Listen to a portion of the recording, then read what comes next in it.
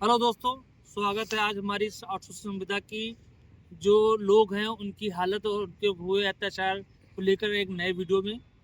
जैसा कि कहा जाता है कि हमारा देश जो है लोकतांत्रिक देश है, जिसमें यहाँ हर धर्म, हर जाति, हर वर्ग की एक समान भावना को रखकर यहाँ नियम कानून बनाए गए हैं।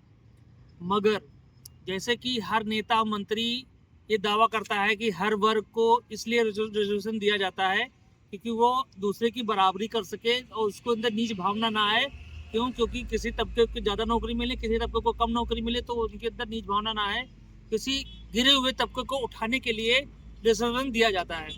मगर अगर कोई मान लो एक एग्जाम्पल देते हैं कि जैसे कि कोई लैब टेक्नीशियन है, उसने कोर्स किया और एक को सरकारी नौकरी मिल गई, उसके 2 साल बाद किसी ने दूसरे ने किया इलेक्ट्रिशियन का कोर्स और गवर्नमेंट ने सरकारी नौकरी निकाली नहीं और उसने आउटसोर्सिंग संविदा निकाला तो उसने उसको ज्वाइन कर लिया। अब उसकी क्या गलती है कि वो आउटसोर्सिंग या संविदा ज्वाइन किया हुआ, जब सरकार ने वैकेंसी परमानेंट निकाली नहीं, अब वो 10 साल नहीं निकाली तो वो वही नौकरी करेगा ना।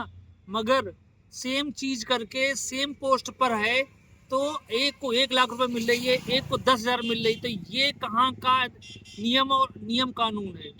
अगर तुम वहाँ अगर अगर जो जो कास्टिज्म है वहाँ तुम जनरल ओबीसी को उसको उनको रिजर्वेशन देकर उनकी बराबरी कर रहे हो, तो यहाँ भी तो बराबरी करवाओ।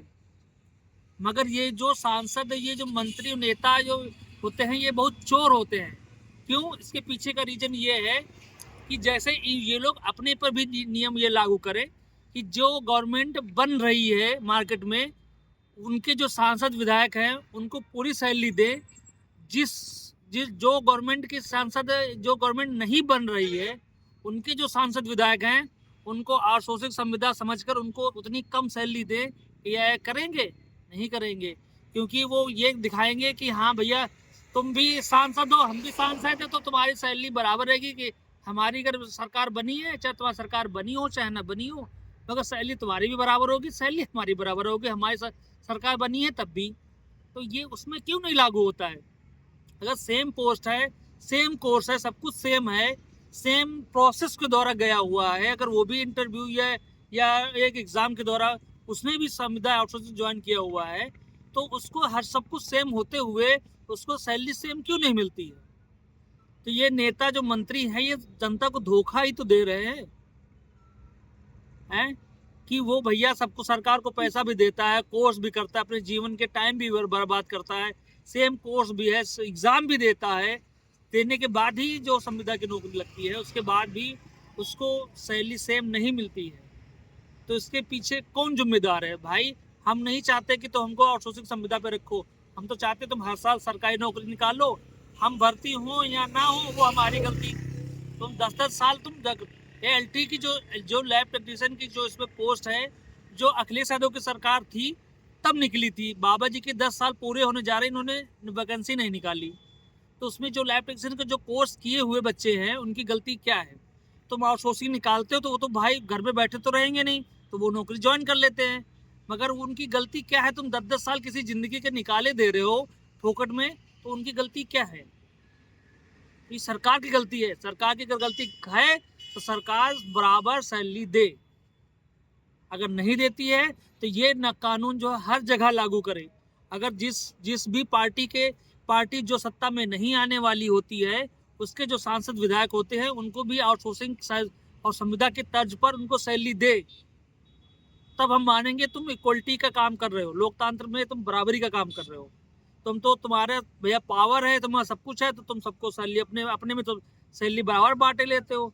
जनता को देने के लिए तुम्हारे पैसे नहीं होते, तुम दिखाते हो पैसे नहीं है, पैसे नहीं है, ये नहीं है, फिर तो कोर्ट ले जाते हो, कोर्ट खिलाते हो जनता को।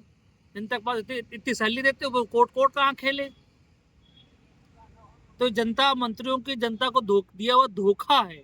जो आप लोग धोखे में रहते हैं, ये मूर्ख बनाते हैं सिर्फ अपने हित के लिए। इनके लड़के बच्चे जलवे काटते हैं, खुद जलवे काटते हैं, करोड़ों अरबों रुपए ये 5 साल में मिलते हैं। भाई इनको भी तो इतनी जब सैलरी मिले, 10-10 साल जब इनको इतनी सैलरी में काम करना पड़ेगा, तब इनको समझ में आएगा कि आउटसोर्सिंग संविदा जो लोग काम करते हैं कैसे इतनी कम सैलरी में कैसे जीवन यापन करते हैं, तब इनको समझ में आएगा।